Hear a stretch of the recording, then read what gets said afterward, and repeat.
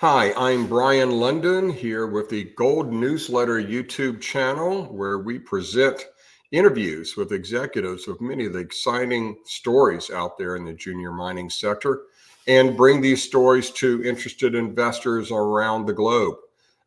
Before we get started, please like and subscribe so we can continue to bring you these interviews with these great mining companies. And today I have a wonderful guest with a wonderful story, Sierra Madre Gold and Silver, and Alex Langer, the president and CEO. Alex, let me bring you on board here. How are you? I'm doing really well, Brian. How you doing? Doing great, doing great. We talked, you and I, a couple months ago, I guess, to get an update on the story. So I'm very familiar with it. I know you are. But before we start and bring our audience into the story and the catalysts and milestones you have just ahead, let's go ahead and set the foundation. What's the share structure of the company? How much cash do you have? Who's involved? All of that good stuff. Sure. I guess we'll start with the share structure. We have 152 million shares outstanding. There's no warrants against the company as well. A lot of the deals I'm involved with, I usually don't like to have warrants. If somebody wants to, own the Right. securities, own the company, they have to own it. They can't write a warrant or short against it, things like that. So, relatively tight share structure, 152 million. Our largest shareholder by far is a company called First Majestic, which is a Hmm. major silver producer. They own 44.9%, so about 45% of all the shares outstanding. That's tied into the 35 million US dollar purchase of the La Guitarra silver and gold mine, which we'll be chatting about shortly. Management founders, we still actually own just under 25%. So a really large amount, especially for a company at our stage, to Hmm. still have that amount. Our last raise, we did about $10 million, and 2 million came from management alone. So that goes to show our skin in the game. I think if you look through the records, I probably invested personally just over $1.5 million of my own capital into Sierra Madre Gold and Silver. A couple other people involved, I think quite important, is going to be on the technical side. A gentleman named Greg Liller. He's Yeah. our executive chairman and also chief operating officer. Greg has been involved in 7 projects that have actually become mines, which is amazing. You do it once or twice, bit of luck, but to do it 7 times or something there. So Greg and his technical team have done this numerous times, and one of those mines just happened to be La Guitarra back in the early 2000s. So we have intimate knowledge of the project, a little bit of history on it. We purchased it from First Majestic just over a year ago. It's fully permitted. It is a past producing mine. It shut down in 2018. During that time, it was making money, but it was marginal. It's pretty small, especially for a Hmm. company of First Majestic size, 500 tons per day. So we had an opportunity to purchase the mine. We went ahead and did that. Thanks again to First Majestic for their continued support on it. And we've just been actively pushing towards production as soon as possible. Yeah, so the First Majestic, let's cover that because I think that's a big part of the kind of foundational structure of the company. Uh, for viewers that don't know, First Majestic has been divesting some non-core operations over the past couple of years. I think obviously so it can turn over management of those operations to other groups and maintain a very significant equity position in the projects going forward, which obviously it seems that they've done here. Yeah, For very the much. 45% shareholding, what does that do for you? I believe that shareholding is escrowed. What is your read on their ownership going forward, and how helpful have they been to you, if at Yeah. all? Yeah, they've been, truly amazing. I honestly believe I don't think they would have sold it to anybody else, at least for the price and how it was structured. It was all in shares. They didn't want any cash. I think Mm. they really believed technically in the upside of the project, and they were like Greg and our technical team. They didn't mind me, so they've honestly become partners, right? They're by far our largest shareholder, And your team has and familiarity with the project too. It's like getting the band exactly. back together here. Yeah, it was amazing on our first due diligence trip down there. There was hugs, and First Majestic had a crew of about 22 people at site, so it was a true care and maintenance. They're running the plant, they're doing feasibility studies, all the permitting, all the water treatment was really really top notch. So all those people actually came in and joined us, which was great. So that was part of the transaction. And First Majestic, they've been so helpful. For instance, we have now the assay lab up and running. We were missing a couple assay machines, and sure enough, a couple phone calls, and a week later, Yeah. we had a couple assay machines. So things like that, we're really, really fortunate to have them. They've sent a couple people and expertise and all that good stuff. So whenever we need any questions or support, they've been there fully. And I think the biggest part of that is they did a loan for us. We raised recently Right. 5 million US dollars at a very, very fair rate, 15%, 2 years. 6-month payment holiday where we pay interest and then lump sum due at the end.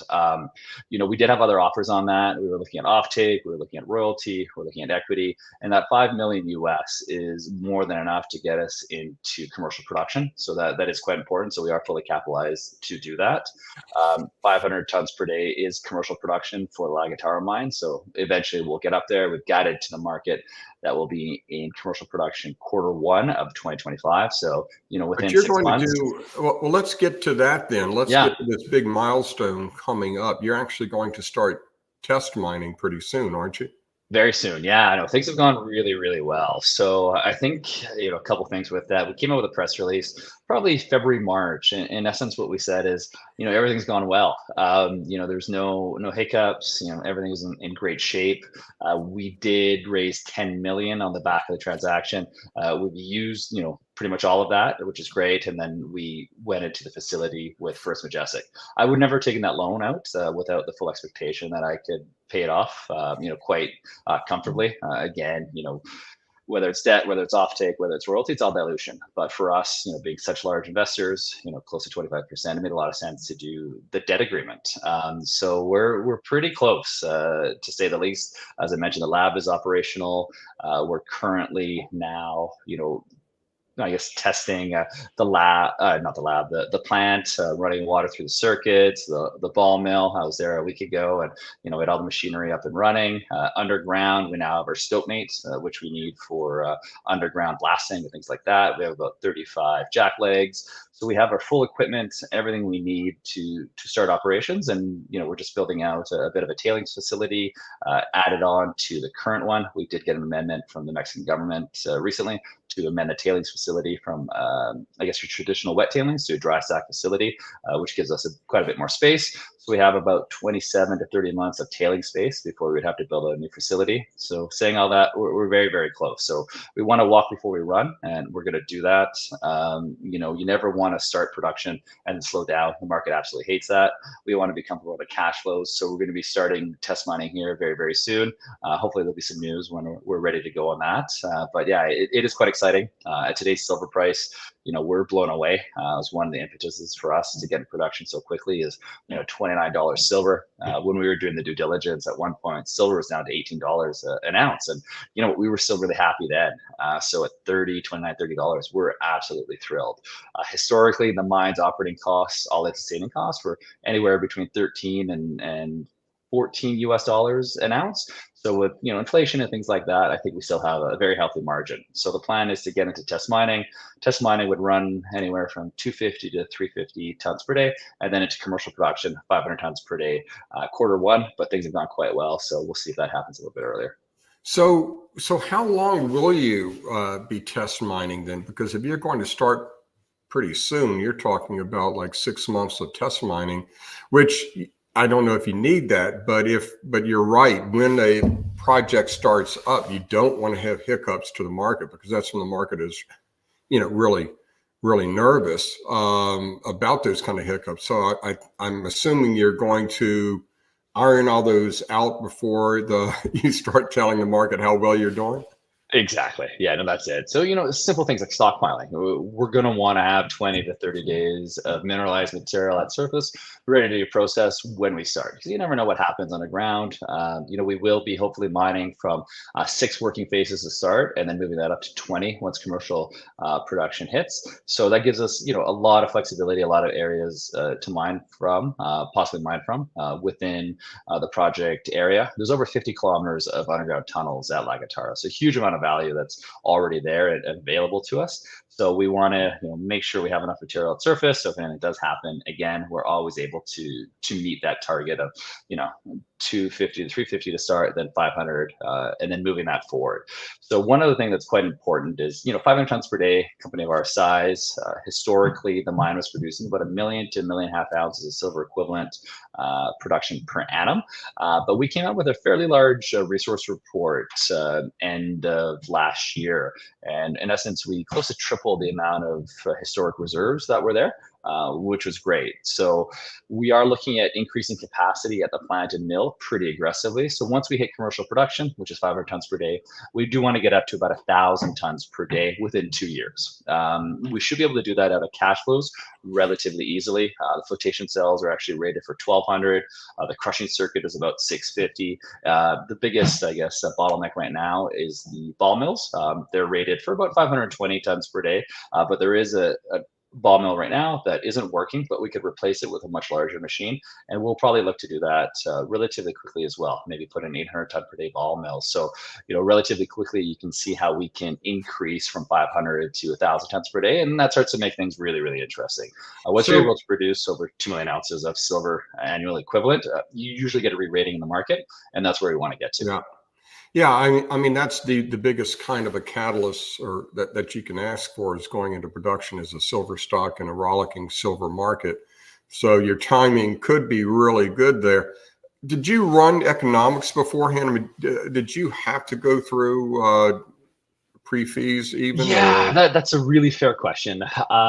So historically or traditionally, what you would do is you'd come out with a resource report, and you'd probably do a bit more drilling, and then you'd do a larger resource, and then you do a PEA, and then a feasibility study, then a bankable feasibility study, then a definitive bankable feasibility study, and then you'd probably be in a position to raise a capital. So $30 million later, you would have and 3 to 4 or 5 years. Yeah. So again, it's fully permitted and it's fully built out. These scenarios and situations don't happen all that often. We know our costs inside and out. We have every single detailed record from First Majestic production, even when Greg was running the operation previously with Genco. So we know our water treatment costs. We know our man-hour costs. We've signed an agreement with the local union, and it's a 60% raise from when it was producing 2018. We know our energy costs, like down to the ton to the gram. We know our reagent costs, and those have gone up, but energy costs are down because they're subsidized in Mexico. So we're not going to be too far off the historic numbers, in our opinion. Now, all these numbers are internal, so there is obviously risk associated with that, but we are very, very comfortable with the numbers. Again, metallurgical, that's usually a giant risk. Well, it's been done before. Mining is a huge risk, and again, it's been done before. So a lot of those things where a feasibility study could be more of a guesstimate, we're very much comfortable with the numbers we have. And again, we wouldn't have taken out that loan with First Majestic, and we're very, very confident with our numbers moving forward. So previously it was running an ASIC, you said, of about, what was that, 15, 13, 16? Yeah, 13 to 15, all in sustaining costs. And so at today's prices, if that ASIC comes in and you're producing 1 million, 1.5 million, I know you haven't released those economics to the market, so you can't really talk about it, but the math seems pretty apparent that that $5 million loan should be able to be repaid pretty quickly, and you can go through cash flow, you can fund expansion. Well, let's talk about the upside of this project. Sure. In terms of resource, because you did have a nice size resource upgrade, and give us those numbers and what the silver contribution is on that. Sure. So the mine itself is a silver and gold mine. Depending on the value, it's anywhere between kind of 65% silver, 35% gold, obviously depending on the day of the week. And those are the only two credits within the mine, which is great. So it is a fully, I guess, precious metal deposit. Now, obviously, you can't really talk about combined resources and things like that. But together, the silver equivalent is about 47 million ounces of silver. That's in all categories. That's inferred, indicated, measured throughout the whole project. Now, as much as we love the quick to production scenario, obviously, that should diminish the need for future capital raises, things like that. What we actually really acquire the project for is exploration potential. So the project itself is about about 28,000 hectares. It is massive. There's about 7 former major mines within the project boundary.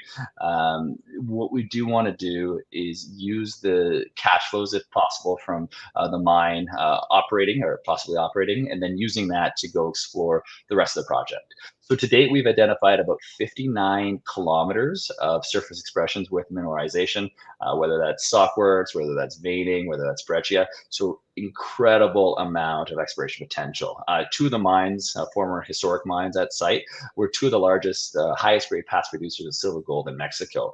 In particular, Mina de Agua and El Rincon, their head grade in the 1900s was about 650 grams silver and about 8.5 grams gold. So really, really high grade, and they haven't been drilled. These mines, they shut down because they got a little bit too deep and they were flooded, and no exploration work has happened since then. So, we truly feel this is one of the largest undeveloped silver districts in Mexico and one of the top exploration potential projects there is. So we're excited to drill eventually. And I guess it's important to note that if everything goes to plan, you will be in production funding all of that exploration with minimal dilution. So a pretty good position to be in. Yeah, that's exciting. I encourage our viewers to go to your presentation, because one of the things that did hit me was the fact that you have a lot of these historic mines outlined, and some of them actually may contribute pretty soon to the ore, right, to the mine. Theoretically, exactly. So again, the whole project is actually permitted. So if we were to find other material mineralization quickly and we were comfortable with it, we could start processing that right away as well. Well, as they say on the late night television commercials, but wait, there's more, right? So this is one of two projects in the company. Tell us a little bit about Tepic, please. Sure. Our Tepic project is located just outside of the state capital of Nayarit, which is Tepic. It's about a 20-minute drive. There's power, there's water, there's a historic resource there. We acquired the mine privately. I used to be housed another junior back in the day called Cream Minerals. That company had 150 million market cap during its peak, just with this project alone. So for us, we've done quite a bit of drilling. We've drilled about 47 drill holes to date over the last couple of years. And our plan is to come out with an updated NI 43-101 resource report towards the end of the year. Historically, it was around 10 million ounces of silver in all categories, and our goal is to hopefully double that with the drilling, and maybe we'll do a bit more work. But to be honest, our focus is on La Guitarra. As I mentioned, there's 59 kilometers of veining material at surface that we could explore, whereas at Tepic, we're at about 12 kilometers. So, just within surface expressions, it's about 5 times larger potential. So I'll be honest, about 95 to 98% of our focus will be on La Guitarra, but I do want to do a resource report at Tepic. I think it'll underpin the value there. What we're doing is just trying to increase shareholder value with everything we do. So if we come up with a resource and it looks positive, then we would look to move forward and put economics around that. So people talk about the belly of the Lassonde curve, that no man's land of 3 to 5 years of mine development when nobody wants to own a stock. That belly of that curve for you're kind of flattening it out, huh, and just going straight toward production and skipping all those cumbersome steps of PEAs and pre-fees and feasibilities and all that good stuff, huh? You got it. No, that was one of the things whenever, I'm looking for an investment personally, is where on that curve you are and how can you mitigate the downturn. And, I was fortunate enough when I was at Canaccord, we had done some of the IPOs for Endeavour Silver and for Tuna Great Panther. And what I really liked, what I saw was these projects were quick to production quickly. So the need for capital raising was minimized. Obviously, in a good market, you perhaps do that to acquire other projects, things like that. But these companies are able to grow through exploration and doing that out of cash flow. So not only were they, moving one project forward through drilling, they're also generating cash flows. So that's what we're trying to do here at Sierra Madre Gold and Silver, is we were looking for one of those projects, and La Guitarra is definitely one of them, where you have this amazing exploration potential, and we can minimize the dilutive risk, and relying on the capital markets, hopefully, if all goes well in terms of production, that we can bypass that drop off when you're doing all your studies, which is important. It's just not as exciting, where we can then hopefully drill the rest of the project and come out with some really exciting numbers at the same time. So, kind of de-risking the capital raising needs of a company. This project we feel is also kind of de-risked because it is a past producer. So we understand the economics and what it's going to take to operate it and push forward, and then use that capital for the, the high part of the Lassonde curve, which is, discovery in new areas. So any catalyst, I mean, it's obvious what the big catalyst coming up is. Anything else we should be looking for in terms of news flow and value Yeah, creation? I think it's going to be, hopefully pretty steady here. So I think we're going to need to finalize our offtake agreement. There's about 10 groups interested in it. We have now identified one, so we're just pushing forward. It's a group that used to receive the material in the past. So we're just, going through that process right now. You do have to be careful with your offtakes. I've done a few of them in the past, so I'm quite comfortable working through it. So I think that'll be a pretty big catalyst. You want to understand what your payables are. If you're being charged, too much for transportation or refining costs, things like that. So we're pretty up to speed on that, and I think that'll be an important catalyst. And then, of course, I think we would announce, test mining and processing if and when that happens, hopefully soon.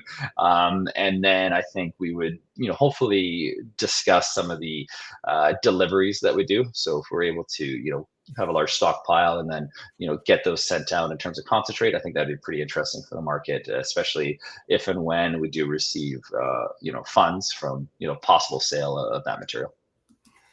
Yeah, your economics, I think when you do release them to the market and set of projections, they're going to be a fait accompli, and hopefully for your shareholders, they will be impressive, but it looks good at this point. Alex, thank you so much for joining us on the Gold Newsletter YouTube channel. Very interesting story. Good luck with all the catalysts coming up. You're in an interesting place and lots of good news coming up. Everyone, thank you so much for being with us. And please, again, like and subscribe to the Gold Newsletter YouTube channel so we can keep bringing you these great interviews. Alex, thanks so much. Thanks a lot, Brad.